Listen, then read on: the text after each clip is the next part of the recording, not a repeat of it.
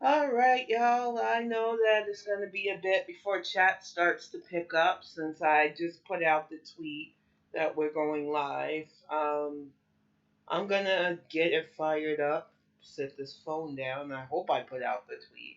But either way, welcome to this week's Bonnet Chronicles. Once again, I'm your host, Kalari Gamer Chick. If you don't know it by now, Tanisa Walker.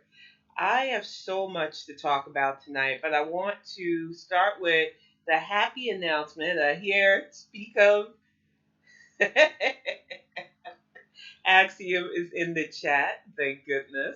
I was just about to announce that thanks to some of you who have been following both of us, we are now going to celebrate the fact that he's an affiliate with Twitch, which I'm excited about because he really does have a fun channel. If you haven't checked out his Mario Mondays, Zelda Wednesdays, or Final Fantasy Fridays, you really are missing out on us talking about video games, pop culture, nostalgia. It's a lot of fun, so I would tune in. I moderate as well as I can. I do multitask a lot, but I try to keep the chat lively. And hey, Silent, how are you this week? I'm just really excited, and I'm in a good place despite the naysayers that are constantly trying to depress the 2022 vote. I've seen so many random acts of kindness on my Twitter timeline that I just want to thank people for being kind and reminded me that not every human are garbage. I've seen people sending gifts like seasoning packs and, just extending themselves towards those who need help and sending out prayers to those who have sick loved ones. And we're community. And I know some people use social media for whatever things they want to use it for. But a lot of us have formed friendships and families. And Axiom, if this is you texting me while you know I'm live, I'm going to fight you later. And it is you, so we're going to fight. Um, Either way, I want to talk about misinformation though. So it's going to be an hour of how we can spot it, combat it, and really use it to shift the narrative towards fact because the only way to counter misinformation is fact. Well, dear, you you gotta start. We're gonna have some problems later. I honestly didn't know you were streaming earlier when I sent those texts. You told me I could go take a shower. Next thing I know, you were live. I tried not to text you during live, so don't start. All right. Seriously though, I have a lot to talk about tonight when it in the realm of misinformation because it is so prevalent. And right now, those of us who are trying to just survive are sandwiched in the middle of two factors who want chaos. And some want chaos because they feel like it'll keep their power that they feel is being pulled for them. And others who really don't want to work to even have power, they just think it's owed to them, are spreading misinformation. And in the digital age, it is so dangerous to amplify, even when we're arguing with people, lies. Because that's what a lot of people are doing right now. We have clear example in the fight for 15. I understand that raising the federal minimum wage is important. I have had several jobs that could have benefited from a minimum wage increase. I am not acting like I am above the need for extra money.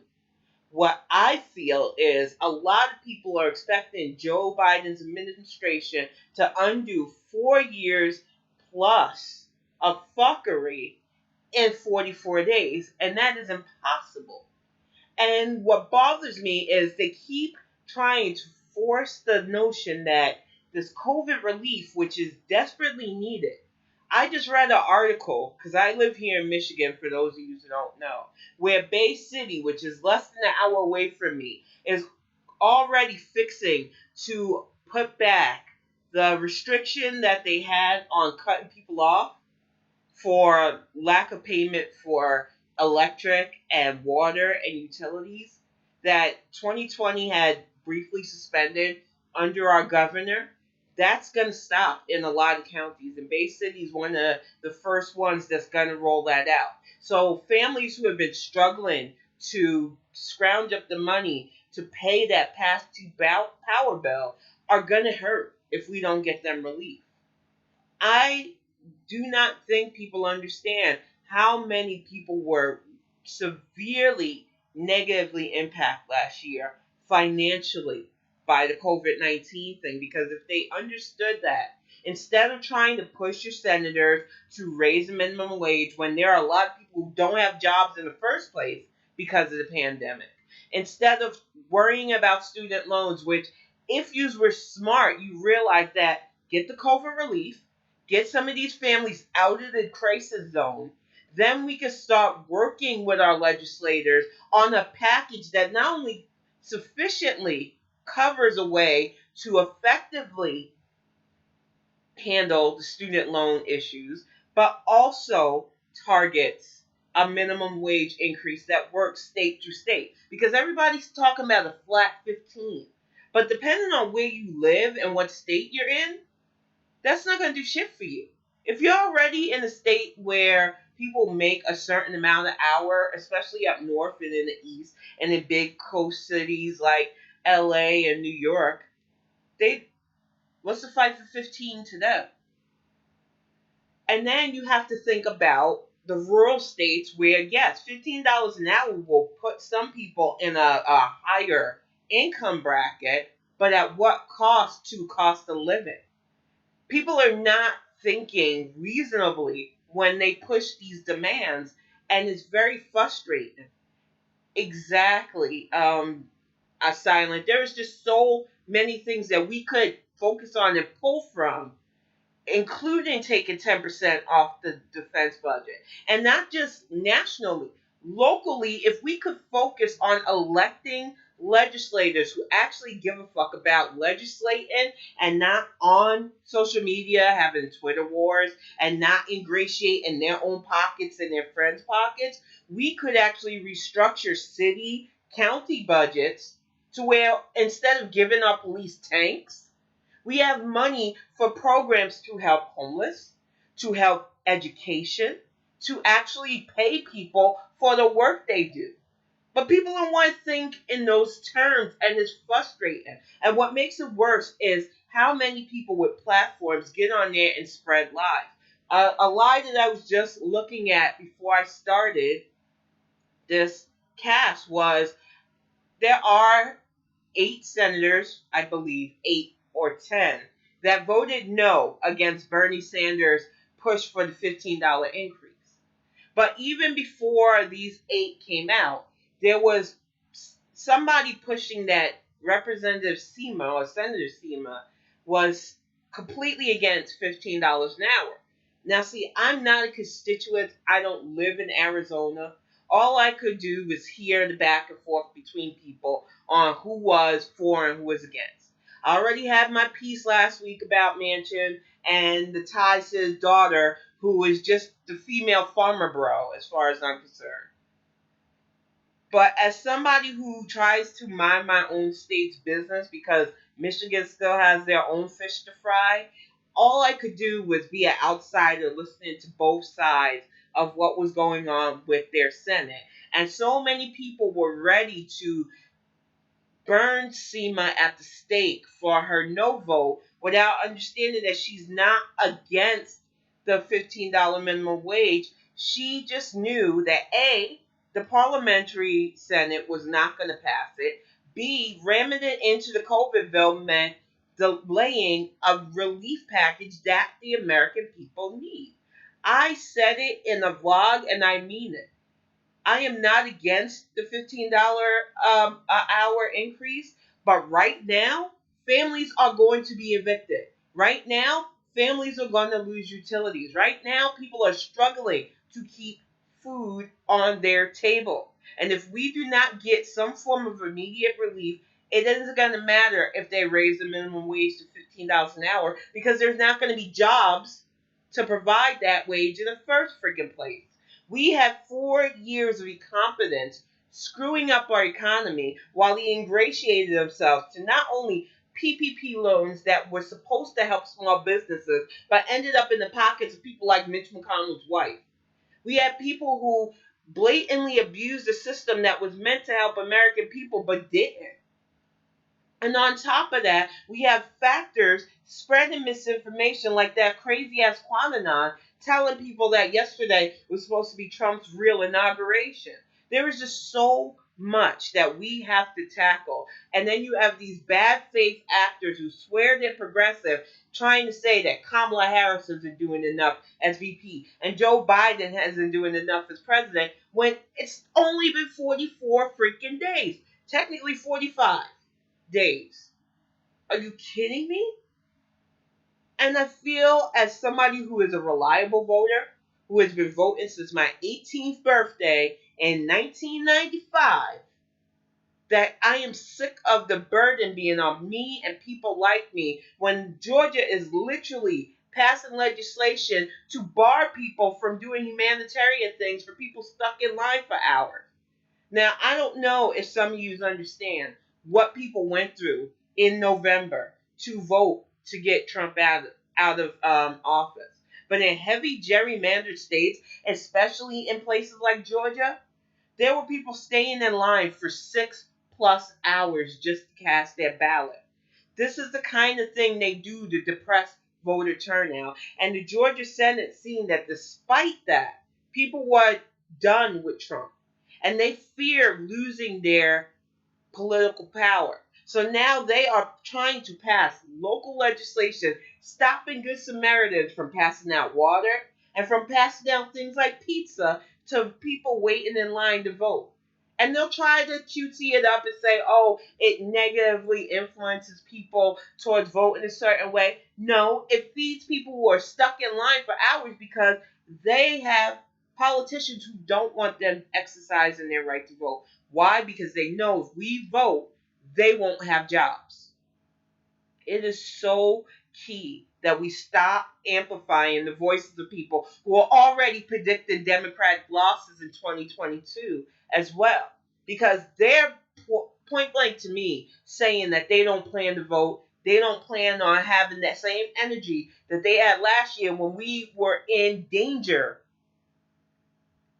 anymore. Like we all of a sudden everything that was bad under Trump is just going to disappear. That's not how politics work. And we have so many enablers still left in our House and our Senate that should be out of work within the next 2 years. But I see people already giving in the towel, even people I respect. That is the most frustrating part. Is I see people I respect, and I'm gonna be point blank blunt. It's not black people. And if this hurts your feelings, I don't know what to tell you. But I have not seen not near one black person outside a few black blue check marks, which y'all know how I feel about them. They might as well not be black. But outside the few black blue check marks, which I consider them their own type, it has been my white peers who have been consistent in this apathetic thinking that they have no hope for our future. And it's like, you make your own hope. Unless you're telling me that you plan on giving up on your state and local politics before you even get started, what is there to give up on? People lead by example. And I am tired of being the only example of what is at stake. As I said in the earlier vlog, we have voter rights up for a fight. We have the fact that people are being legally lynched in their homes, on their property, just minding their own black business.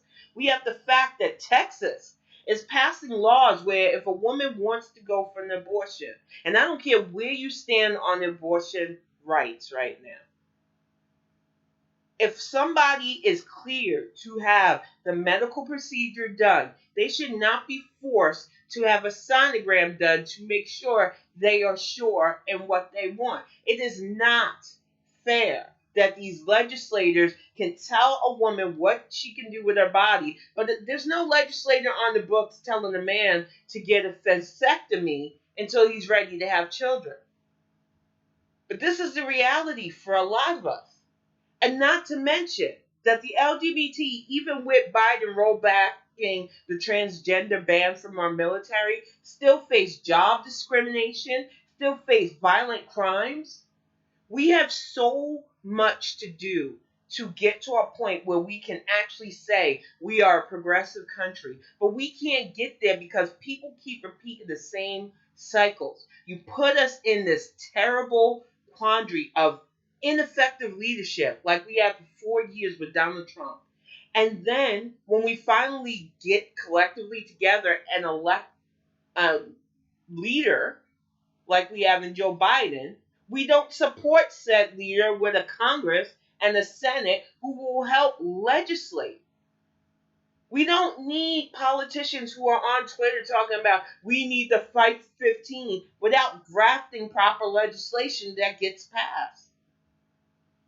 And I can't believe that people in this day and age don't understand civics well enough to get that.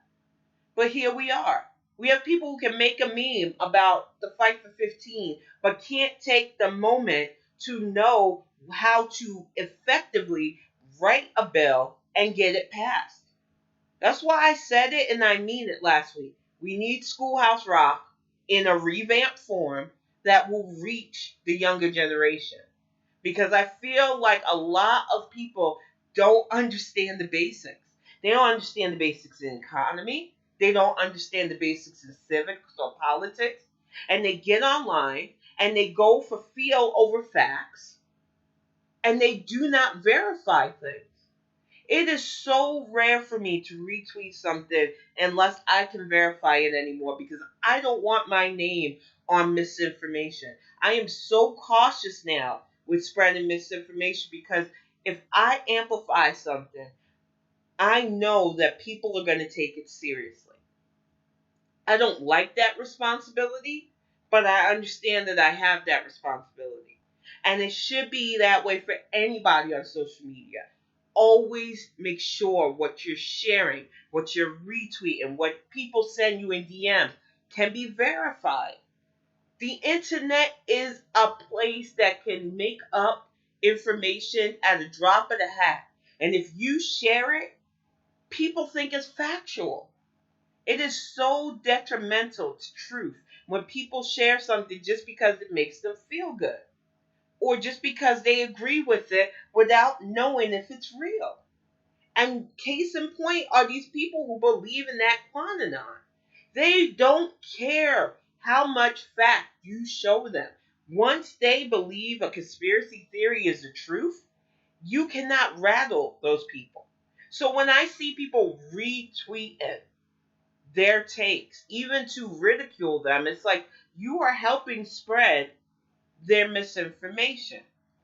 I know it's cutesy. I know so many people who make parody accounts, because it's an anonymous way to feed that attention that we humans are, we inherently like attention.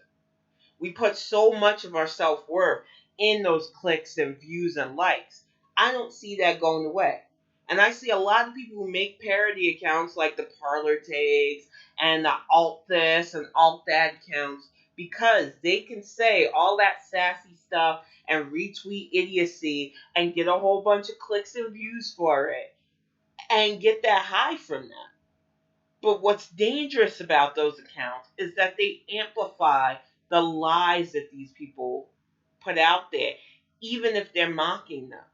And that is why I'm so careful now, especially after these last 4 years, who I retweet.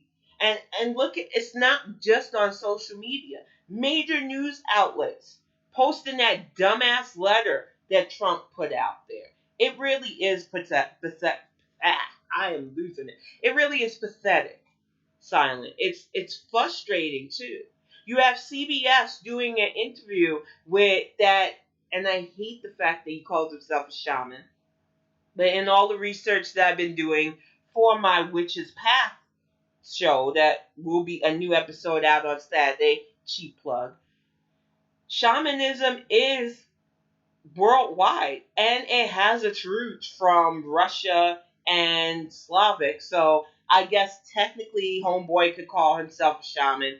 He just seems like an overprivileged dummy who stormed our capital. But that's why I love taking in new knowledge. I learn new stuff every day just utilizing the internet so that I can change viewpoints that I held on to. I was very vocal in being upset at that young man calling himself a shaman because I was always taught that shamanism was closely held to tribes.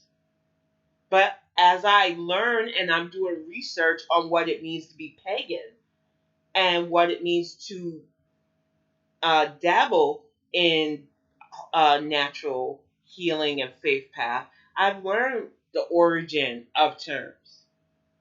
And while that young man can very well get away with calling himself a shaman with his macrobiotic diet and whatever, I feel that it bothers me that our news organizations would give him and his weirdly leopard printed bedazzled mother an interview spot when there are families that could be on there talking about why we eventually need legislation that helps raise the minimum wage. Talking to the voters who were willing to stand in line for hours to make sure that Donald Trump was no longer president. I am so sick and tired of the same people telling me that these people are voiceless, constantly giving them interviews. Those motherfuckers stormed our Capitol. We have wall-to-wall coverage of their angst for the last, since I was born. I have constantly heard the right-wing narrative. They get radio hosts that constantly parody their narrative, even if they don't really believe in it, aka Alex Jones with his fake ass. You have nothing but a whole propaganda channel in Fox Propaganda News. And yet, these major news outlets constantly try to gaslight us that these people are voiceless as they give these criminals interviews. I am fed up, but I realize that the only thing I can do is constantly combat this fuckery with facts. The only way we combat misinformation is to be louder with information. This is how the K Hive got its roots. And I know that there are a lot of misconceptions about our group as well. Who we are, who runs us, from, oh, it's just a bunch of white women pretending to be black.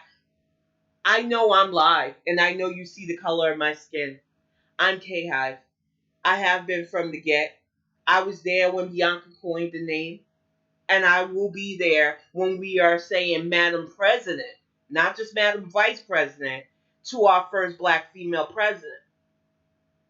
But the thing is we got together because we knew that they were going to lie on Kamala. We knew they were going to come up with misinformation. And so many of us verified the lies against her record as a prosecutor, the lies against who she threw in jail, the lies about her private life.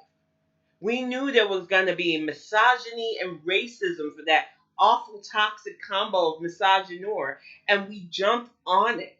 And some of us were very vocal, way more vocal, because they had the ability to, like my homegirl Black Women Views and Kenny and Bianca, because that was their platform too.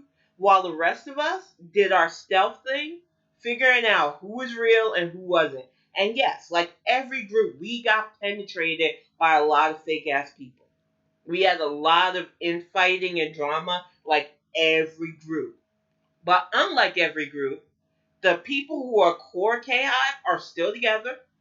We still have plans, and we still plan on combating misinformation with fact, because that is our best tool for not just the last election, but every election and beyond.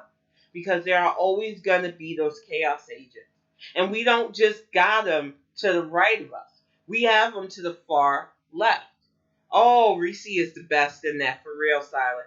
She gets to the heart of the matter. And she's going to be a mom.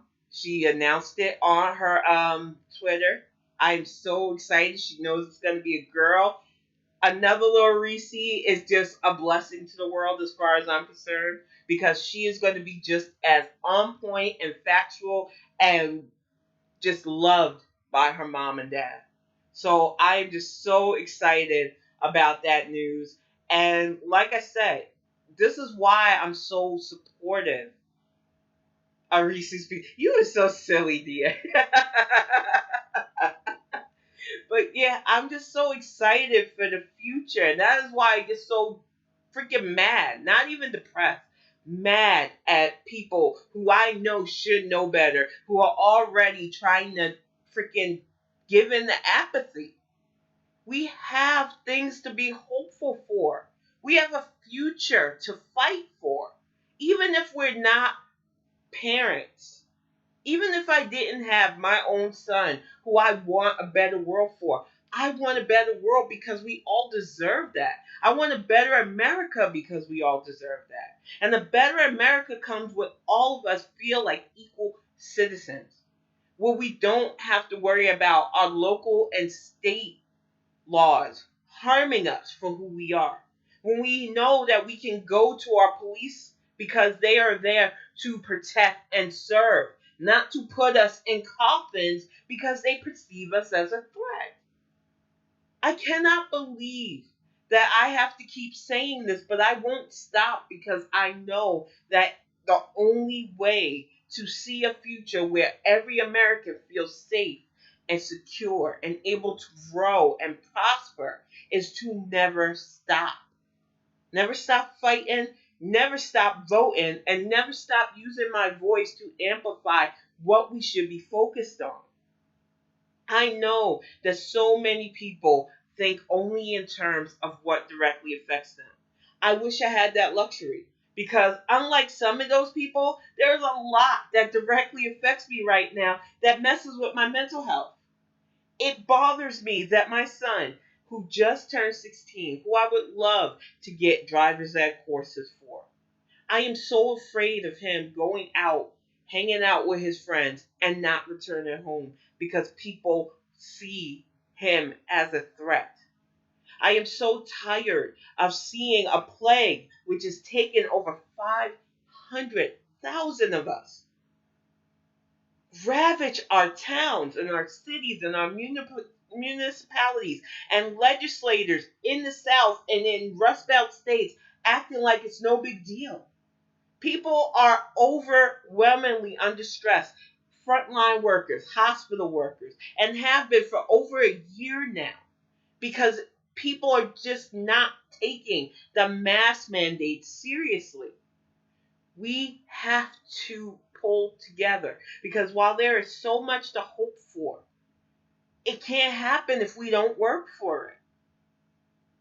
It's just, it is. It floors me every time.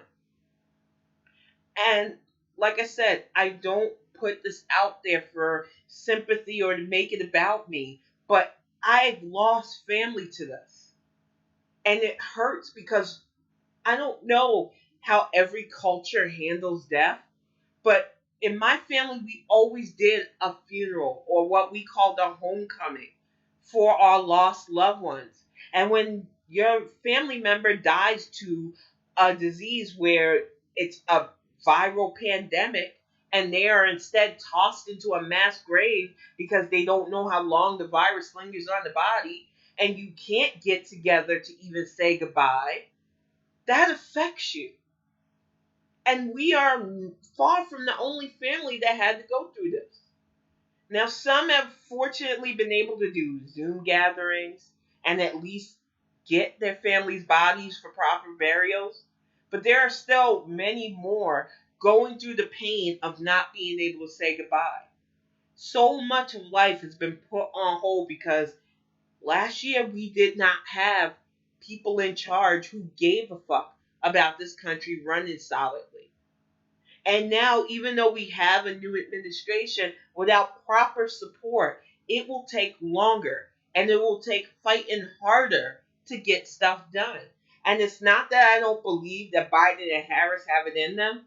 I believe that we should be doing all we can to make it easier for the administration to tackle that mountain of work that they have to get done. I feel like it's really unfair. People who have the notion that all they have to do is vote for the national election and that's it. We are not electing genies, people. We are not giving somebody absolute power. That is why basic civics needs to be taught. If we do not have a functioning House and Senate, the White House is only as effective as an executive order, which can be nullified by checks and balances. So I need you all to understand those basics. When you get mad because Bernie's fight for 15 bill didn't get passed, don't go blaming Biden and Harris. Look at the 8 senators who said no and then figure out why they said no. Look at the fact that almost completely, if I'm right about this, I need to verify, but as I've known of tonight, 50 senators on the GOP side completely said no. I might be wrong. Sidney McCain's been looking like she has common sense. So it might have only been 49. But you have all this smoke and energy for the party that's completely anti-fascism, and none of that smoke for the party who has been knuckle deep in fascism for the last few years. It boggles my mind.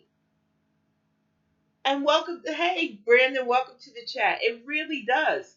They feel like the president just has absolute power, but you would lose your mind if that was the case. And heaven forbid if we ever got it to the point where the president could do whatever the heck they want. Then what happens when the GOP really does get a darling into a position of power? You're playing with fire with this mentality that the president should just be able to willy-nilly make a law happen or pass something. Presidents are not infallible. We do not have a perfect being. And I really don't want even the best president to have unlimited power. That's insanity. And no problem. Like I said, I'm just happy that anybody joins.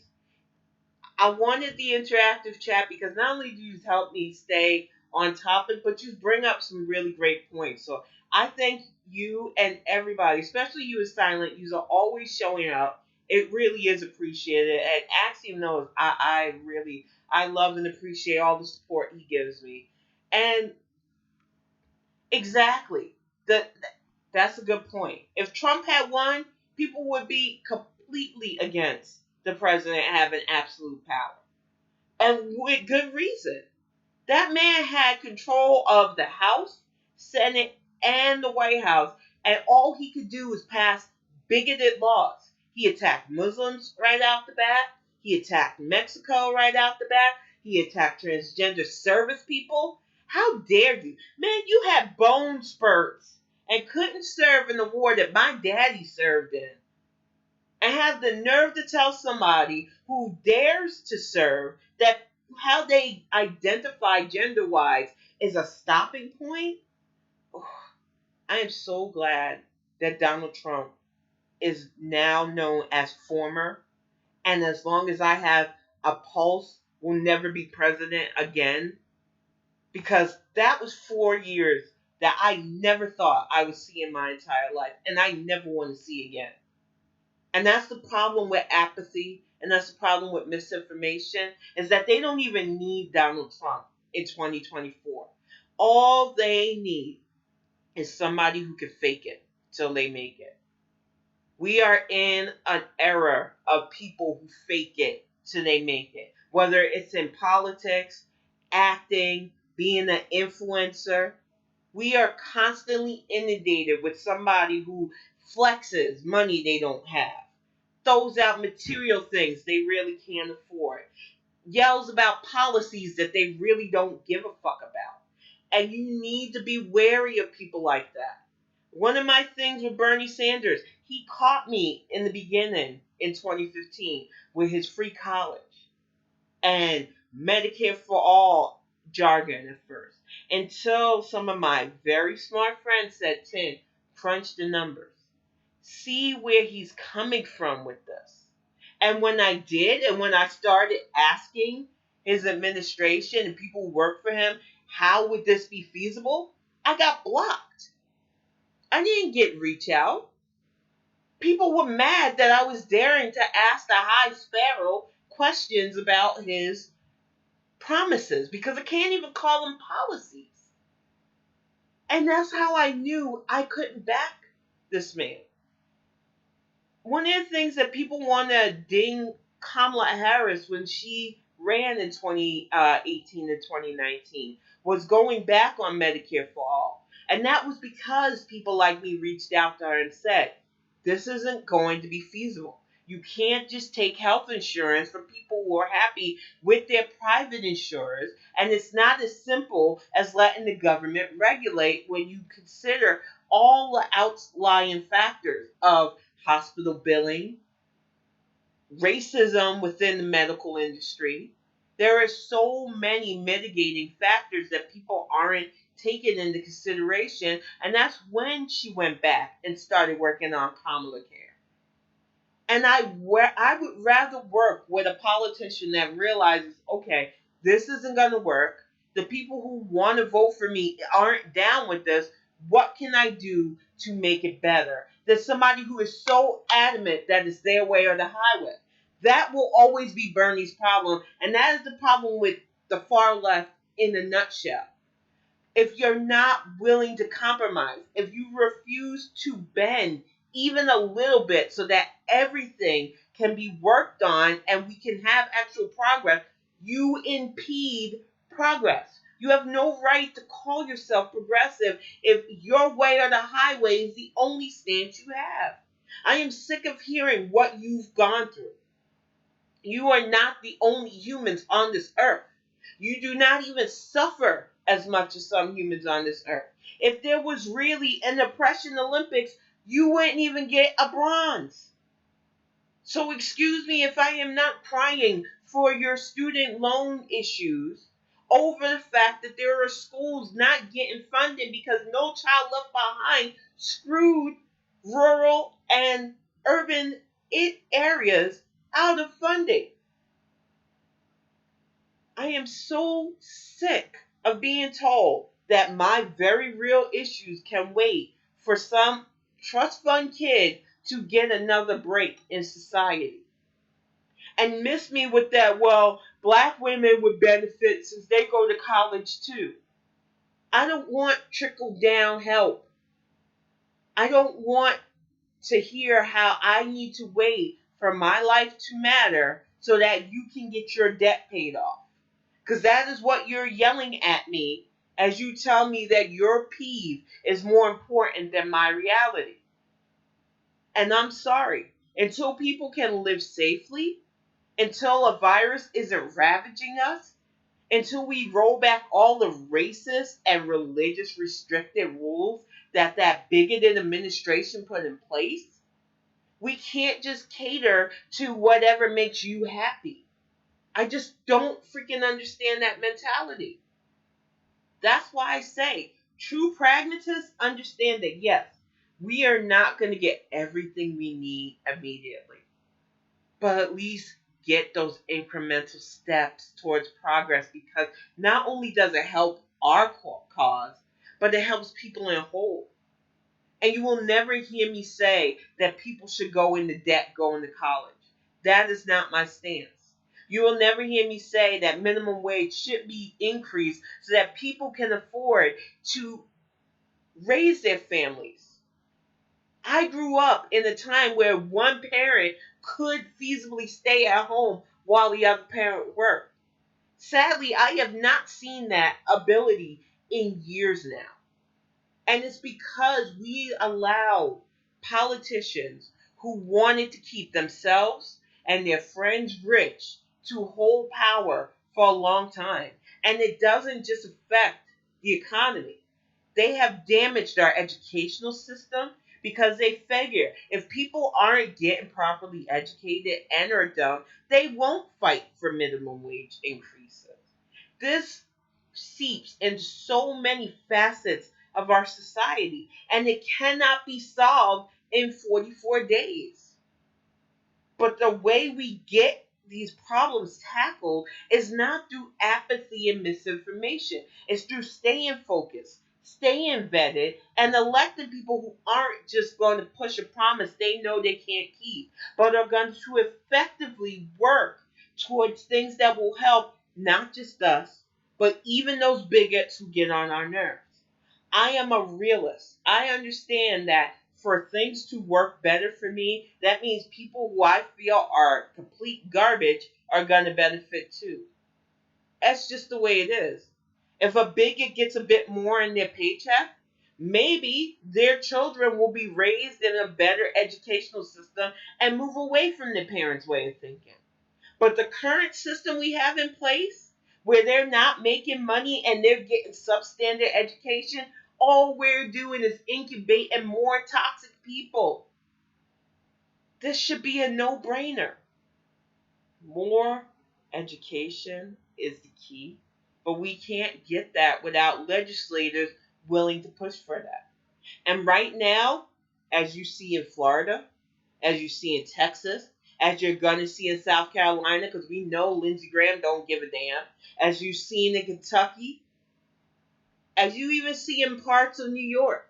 Because I keep reminding people that these whole so-called blue states aren't really all blue.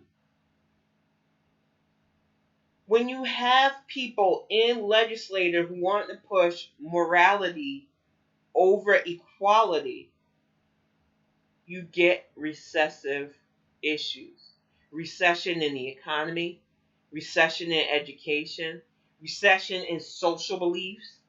This is why they can use slogans like "Make America Great Again" when some of us, especially those of us who love history, go, when was that? When are you referring to?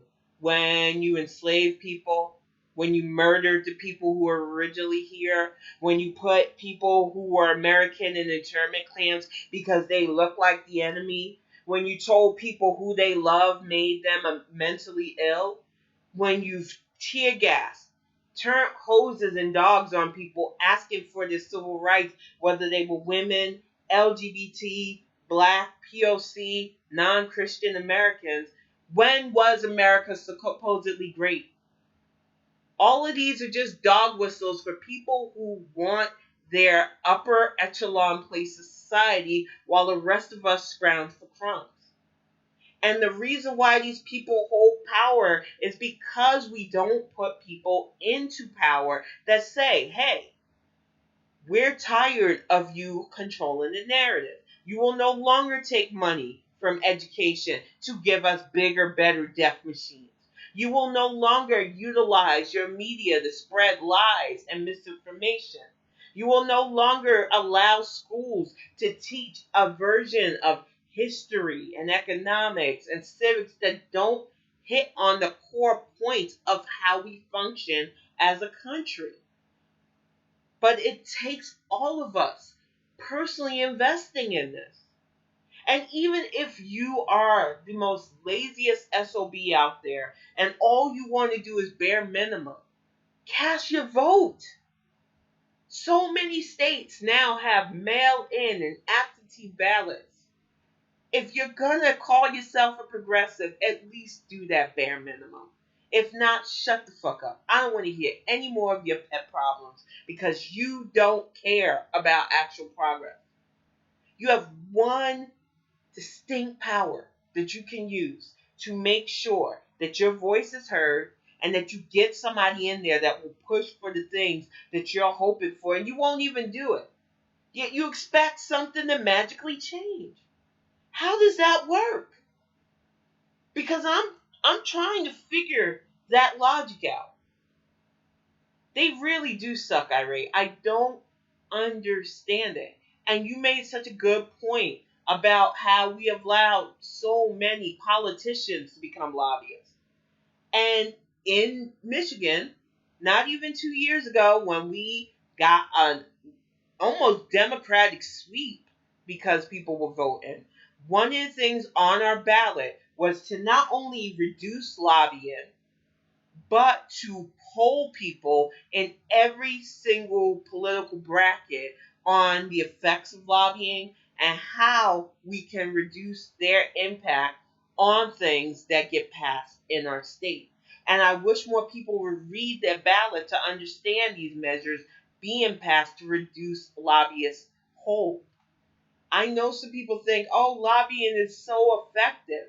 It should be. We should be able to gather as moms and lobby for better education standards for our kids. We should be able to form grassroots groups to pressure state and local officials when somebody's murdered in their house. But that's not how lobbying works. A lot of time, lobbying is big business and people who only want to protect their finances, and like Silent has greatly pointed out, former politicians who have already gotten theirs and want to protect their ends. We have to stamp that out. One of the biggest lobbyists that I learned about back in the day in my school, when I went to school, was RJR Nabisco, who were not only tobacco but cookies and treats. Guardians at the Gate was one of the movies we watched for economics class, and it was just telling how influential they were in passing lobbies against laws that banned people from smoking indoors until they couldn't anymore. And you see it with the NRA as well. The gun lobby is still one of the most dangerous lobbies we have in this country, because even though they see the school shootings, the concert shootings, the freaking acts of domestic terrorism all over our country, they are still willing to spend money to keep politicians from passing common sense gun reform. I say this as somebody who respectfully loves a gun owner and somebody who has owned guns in my life. There is a difference between having a piece to protect your home and having a machine that is freaking set to murder as many people as quickly as possible. There is no reason for average American citizens to have military grade weapons. I don't want to hear it. There has not been a complete war front on America since 9/11, and even then that was done by planes. We have not had a physical on land attack where a militia would be needed for centuries. So there is absolutely no justification why anybody, especially a 17-year-old, because I'm not going to let go of the fact that Kyle Rittenhouse was able to go into another state with a freaking assault weapon and murder two people. This is the stuff we have to focus on, but we can't, because we have liars to the far left and liars and Qanorade drinkers to the right. Those of us sandwiched in the middle, we have to stay on point. We have to verify what we share. We have to stay on news programs. And I am dead serious. If you get upset with the way The View portrays itself, if you get mad at 60 Minutes, if you're upset with the way CNN and MSNBC keep pushing the lie narratives of far right and far left grifters, stop giving them views. The only way to teach people like that is to hit them in their pockets. I don't know why I have to say that in this day and age. But if they're not getting that audience interaction, if they're not getting those clicks and views, if they are losing their subscriptions like the New York Times should be, they will figure out really quick that they done fucked around too much and they need to change that narrative. Exactly. And especially the sponsors. Nowadays, where everything is down to being viral, most companies do not want their image tarnished. And they will do what they have to do. So many people pulled sponsors from Bill O'Reilly and Laura Ingraham and Tuckhead Carlson, as I like to call him, because his head is tucked firmly up his posterior. We have the power to stop them from controlling the narrative, but not if we're constantly hate watching their garbage. And I see people who I know who have more common sense constantly bitching on social media about, oh, I watched this Katie Turn. She's just letting all these people lie on her show. If you know she's gonna do that, don't tune in. Eventually, Katie's gonna see that ratings drop and realize maybe I should stop having these kind of guests on because they don't further anything but their own agenda. Maybe I need to stop watching Fox News, period, if I have a brain cell. I know for some of us, we don't have a choice because some of our relatives, not black people, I'm just saying, but some of our relatives are fully, deeply ingrained into them. But it doesn't mean we have to do it. And honestly, the best thing we can do for any relative still stuck in that mind fog is to lead by example. Because either they will get so sick of us doing the right thing that they just cut off ties, or they'll start questioning whether or not they're doing the wrong thing. I thought about that a few times, trust me. It's just so frustrating, though, to see people who should know better constantly amplifying angrily how much these people are pushing lies when it's like, well, they know you're going to watch. One of the things I used to do back when I worked in bookkeeping, because we could only listen to talk radio, was listen to Howard Stern. And yeah, I know he's not everybody's cup of tea. He's crass, he's crude, he was disgusting most of the time. But do you know that the majority of his listeners were hate listeners? He became popular off of people angrily listening to see what he was going to say next. You are doing, it's the Howard freaking Stern effect with this. Every time you hate watch something, you are giving them positive amplification, whether you mean to or not. It's the same thing I said about retweeting Sirota, Bree Bree, live action Millhouse, Walker Brannigan, for those of you who don't know the moniker that I will forever call him by, because the dude looks like Millhouse Van Houten. Every time you angrily retweet them, every time you screen cap them to get past those of us who block them, you are positively amplifying them. I know you think because you're insulted them, you're not, but you are giving them attention. That same attention that they turn to their little troll armies and say, see, look, I'm making such a point that these people are coming after me. I'm a left-wing martyr. I need you to understand this is the game to them.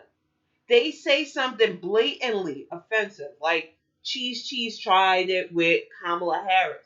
And the only reason why I saw that, and the reason why I won't amplify it on my Twitter, is because somebody once again took a screenshot of her nonsense and put it on their timeline. I would not see anything Brianna Joy Gray tweeted out if y'all didn't retweet her shit all the time and screen cap her nonsense. I already know what her game is. So I put her on ignore. There is nothing she can say that riles me up because I know it's pure grade ignorance. But some of you live to argue and amplify her garbage. And what does she do? She turns around and she tells all the little trolls and the bots and the minions that follow her that she's being attacked, and then they attack you. And I've seen amazing accounts be zapped because you spend so much time arguing with these dummies instead of focusing on just putting facts out there. It is mind-boggling. And there are so many performance artists. Alex Jones, he went on record fully admitting that not only is he a right-wing character actor, because he doesn't want to get into legal trouble he's been getting into lately with his nonsense, but he fully admitted that he couldn't stand Donald Trump. And it just boggles my mind how many people have followed this man, bought his crappy products, parodied the shit he said, parodied, and full on believed him, and now he's coming out saying, oh, it was an act. It was a persona. I just wanted to make money. So this is why I said you have to be so careful. Even I don't want you believing 100% of the stuff I say. Verify what I put out there. Because I could get something wrong. And come at me if I get something wrong, because I want to be educated. No one should act like they're 100% infallible. And that's why Rachel Maddow is one of the few people that I would like to support. But she's a little bit too heavy in the Bernie Kool-Aid for me still. So I watch her sparingly. And don't ignore Axiom. Don't believe 101% of the things I say. I really do try to be as careful as I can. I try minding my own business and shutting the fuck up when I don't need to weigh into stuff. I try to be careful, but I'm a human being. I make mistakes. I mess up. And I would rather know when I mess up on something than to act like I'm infallible. But I feel like too many people want that kind of cocky, false bravado leadership, and that has caused us nothing but trouble. So I'm begging you, verify. Know what you're spreading. Stop hate watching and stop hate amplification. I cannot stand Meghan McCain. My last tweet to her was after she went on some weird ass tirade about her dad and something about war heroes, and I just snapped. And even after that, I was like, you know what? I shouldn't even tweet it at her because A, she's not going to respond to me, and B, she doesn't care. After that, I just blocked her, and I don't respond to anything she says because for me, she's an empty headed, vapid lie spewer. And I knew that no matter how upset I was as the daughter of an actual man who served and the granddaughter of a man who served, that nothing she says can faze me. Can't take away my family's military record. And that I'm not going to use my family's military record as an excuse when things aren't right. So I stopped it. And I know it's hard. Some of us are just born with an innate need to snark and be sarcastic. There are ways of talking about somebody without directly tweeting their name or drawing attention to them. Most of us will know who you're talking about. So just be wiser. Social media is a tool, and it's supposed to be a tool to bring us all together. And yet, all we're doing is using it to spread stuff that makes us feel good, even if it's misinformation.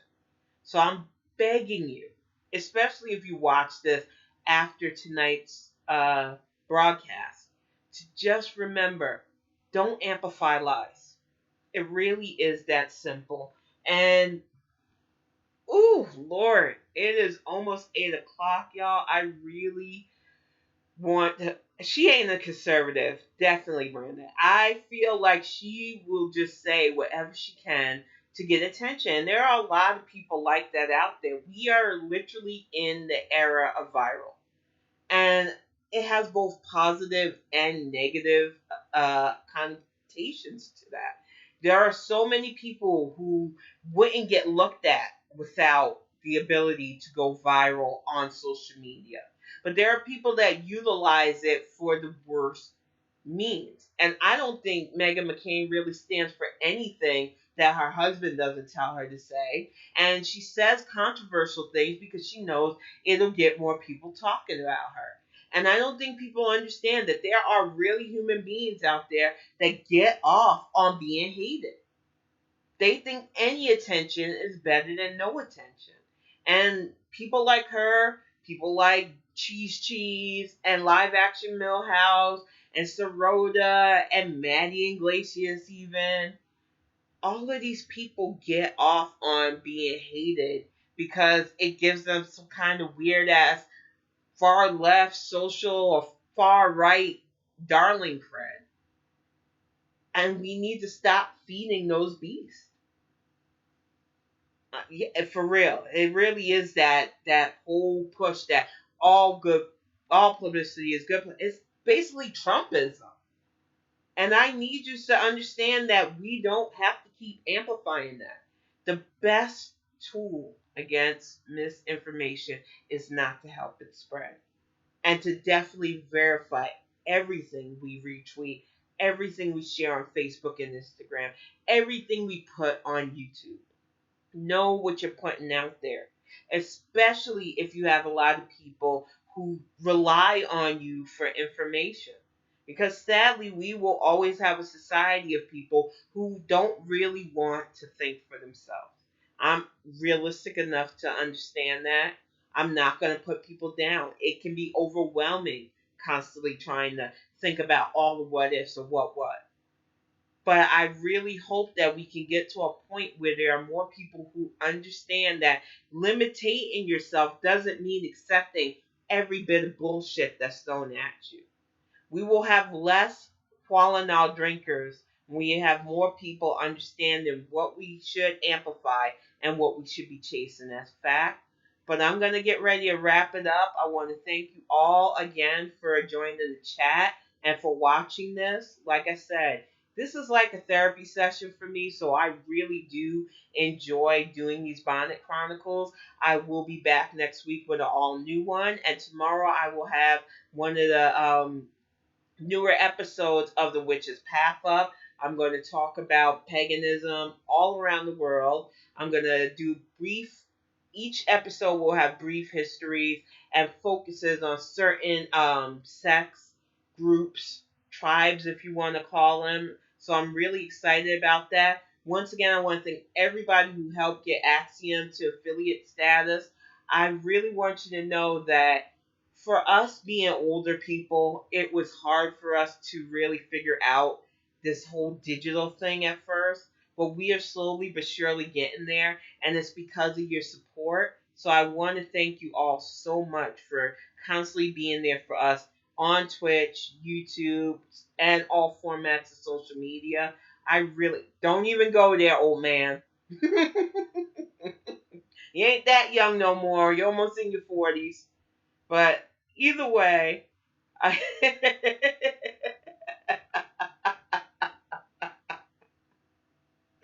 I'm just saying though, I really do want to thank you, and I want to thank everybody who, in spite of everything that's been going on these last couple of years, who have hold on to hope, who do random acts of kindness, who just want things to get better. Honestly, thank you all for watching, and I will see you all next week.